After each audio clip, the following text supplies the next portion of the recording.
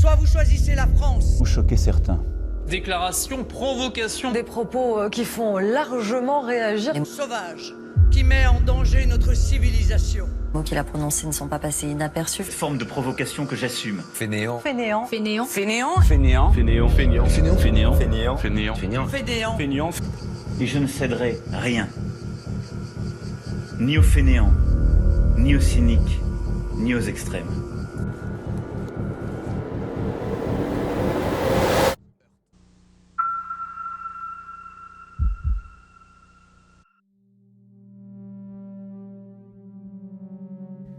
Michel Gauthier dit « Chaque mot prononcé a son propre pouvoir, sa propre force d'action et sa puissance créatrice.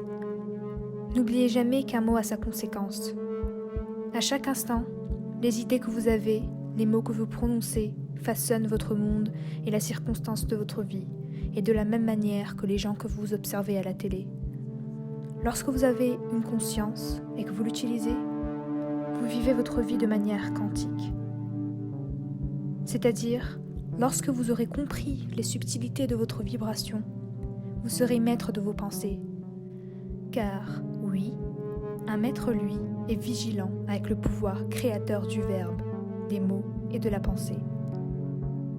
Il sait que tout ce qu'il émet influence son être tout entier et au-delà.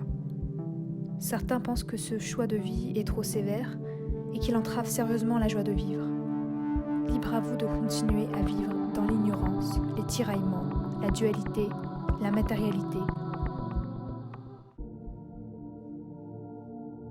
Avec sa chronique Antidote autour du développement personnel. Et comme souvent, Anne Cazobon, aujourd'hui, vous nous invitez à faire attention à ce qu'on dit. Oui, namasté. Faire attention à ce que l'on dit lorsque l'on parle des enfants, les nôtres, ceux des autres aussi, ceux qui nous entourent, mais surtout de ce que cela dit de nous, de notre lien à eux et surtout de notre enfant intérieur. Et croyez-moi, on tournerait 7 fois notre langue avant de parler si l'on mesurait à quel point on se dévoile par nos mots.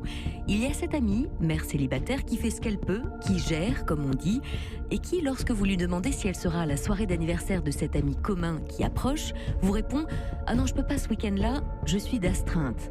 Au-delà du poids des mots, au-delà de ce que cela dit de la manière dont elle vit les choses, la maternité, la parentalité et sa situation actuelle, cette petite bombe verbale est balancée devant son fils de 6 ans en basket lumineuse, dont le regard à ce moment-là est impossible à oublier. Voilà. Il semblerait alors bel et bien que les mots sont semblables à un miroir, mais également une claque verbale.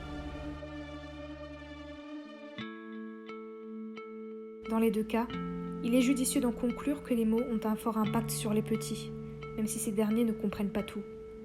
Mais alors, quel est leur impact sur nous, les adultes ? Eh bien, nous allons comprendre ce très fort impact à travers l'histoire de la langue, car oui, la langue a depuis toujours été un moyen de communication ultime pour les hommes.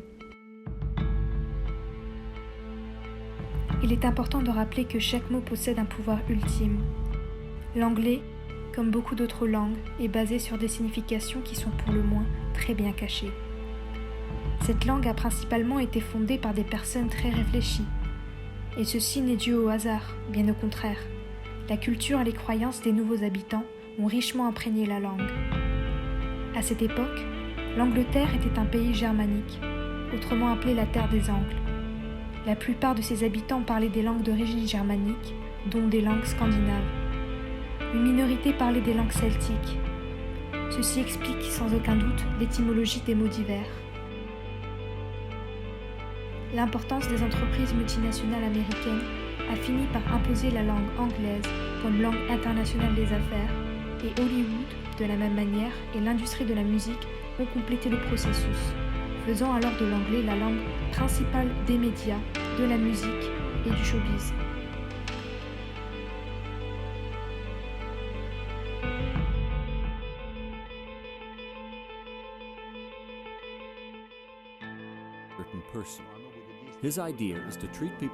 Nous savons à présent que les mots sont des sons qui peuvent rajeunir, mais ce n'est pas tout, car ils peuvent également asservir ou détruire.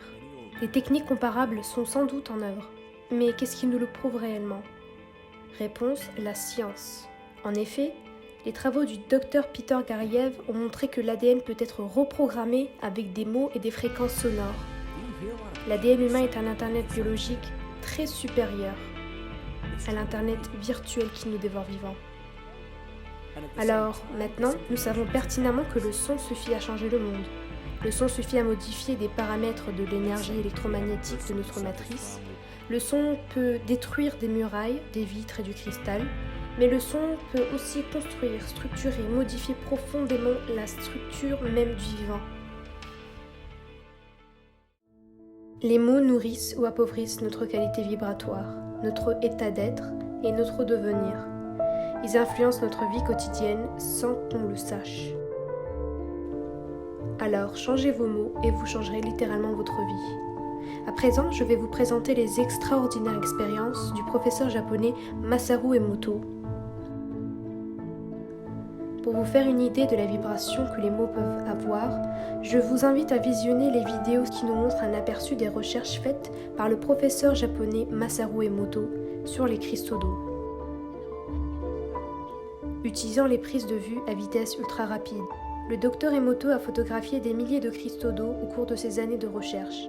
Il s'est aperçu que les cristaux d'eau formés par le gel révèlent la transformation subie par l'eau lorsque des pensées spécifiques et convergentes sont dirigées vers elle. Il a découvert que l'eau de source et l'eau exposée à la vibration de mots bienveillants laissent apparaître des formes brillantes, complexes et colorées, rappelant les motifs des flocons de neige. Dans les cas contraires, comme des mots négatifs, des insultes ou encore la musique du métal, les flocons de neige laissent apparaître des formes très étranges, voire même disformes.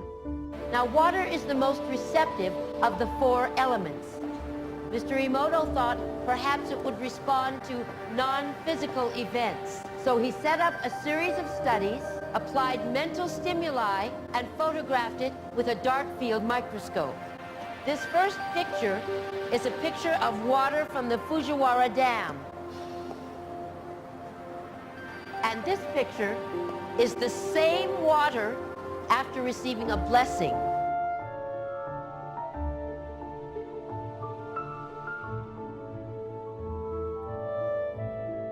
Now, Mr. Emoto speaks of the thought or intent being the driving force in all of this.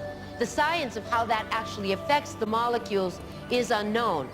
And it's really fascinating when you keep in mind that 90% of our bodies are water.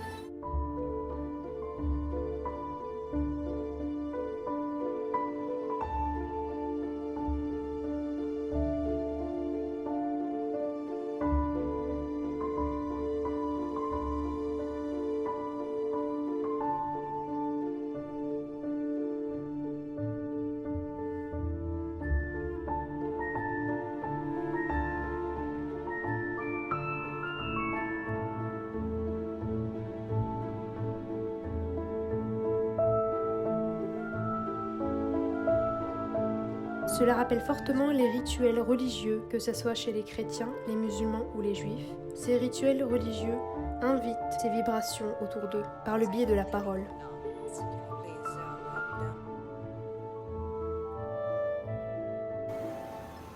If thoughts can do that to water, imagine what our thoughts can do to us.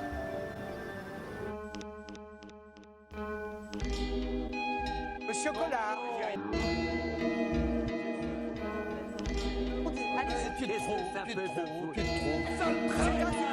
When you come in on Monday and you're not feeling real well, does anyone ever say to you, sounds like someone has a case of the Mondays? No, man. I believe you can change something like that, man.